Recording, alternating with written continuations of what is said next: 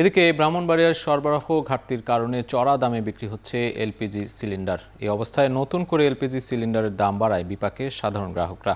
এ নিয়ে বিস্তারিত জানাতে যুক্ত হচ্ছেন সহকর্মী আজিজুল সঞ্চয়। সঞ্চয়, সাধারণ মানুষের কি প্রতিক্রিয়া দেখতে পাচ্ছেন সেখানে?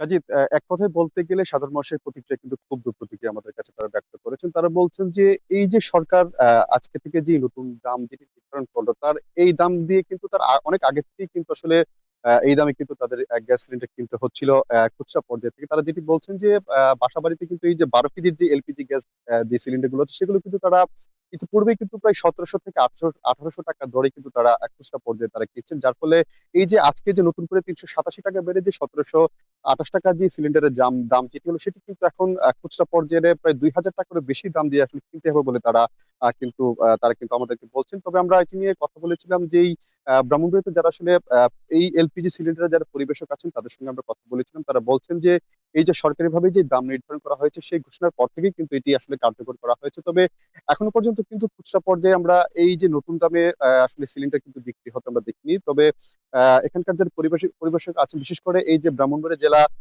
এলপিজি সমিতির যিনি সভাপতি আছেন শেখ ফরিদ, তার সঙ্গে আমার কথা হয়েছে। তিনি বলছেন যে গেল 3 মাস ধরে কিন্তু ব্রাহ্মণবাড়িয়াতে এই এলপিজি গ্যাসের কিন্তু একটি সংকট চলছে। সেটি আসলে চাহিদার তুলনায় প্রায় 50% কম কিন্তু তারা গ্যাস সিলিন্ডার আসলে তারা সরবরাহ পাচ্ছিলেন বিভিন্ন কোম্পানিগুলোর কাছ থেকে। তিনি বলছেন যে প্রতি মাসে ব্রাহ্মণবাড়িয়া জেলাতে প্রায় 1,80,000 থেকে 90,000 পিস সিলিন্ডার কিন্তু চাহিদা রয়েছে। সেটি আসলে 12 কেজি থেকে শুরু করে তার ঊর্ধ্ব যে সিলিন্ডার আছে সেটি আসলে চাহিদা।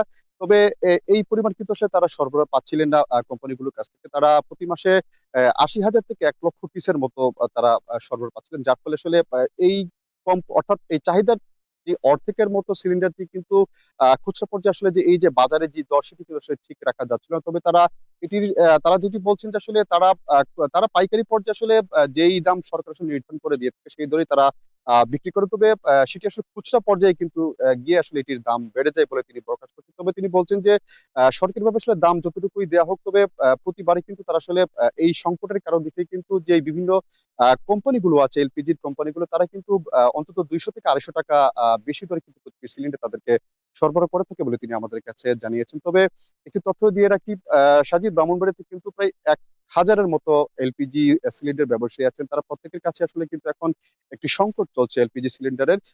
মূলত প্রায় 10 থেকে 15টি কোম্পানির সিলিন্ডারের গ্যাস ব্রাহ্মণবাড়িয়াতে পাওয়া যায়। তবে এই যে শেখপুরে যিনি সভাপতি এলপিজি সমিতির, তিনি কিন্তু বলছেন যে আসলে এখন 7 থেকে 8টি কোম্পানির গ্যাস তারা পাচ্ছেন। ফলে আসলে স্বাভাবিকভাবেই কিন্তু এই যে এলপিজির যে সংকট, সেই সংকটের কারণে আসলে এখন তাদের বাড়তি দরে কিন্তু এলপিজি সিলিন্ডার তাদের বিক্রি করতে হচ্ছে। তবে তিনি বলছেন যে যেহেতু এখন একটি যুদ্ধ পরিস্থিতি চলছে এবং আন্তর্জাতিক বাজারে যেহেতু এলপিজির দাম বেড়েছে, সেক্ষেত্রে আসলে এই মাসেও কিন্তু সিলিন্ডারের একটি সংকট থাকবে এবং দাম কিন্তু কিছুটা ঊর্ধ্বমুখী থাকবে।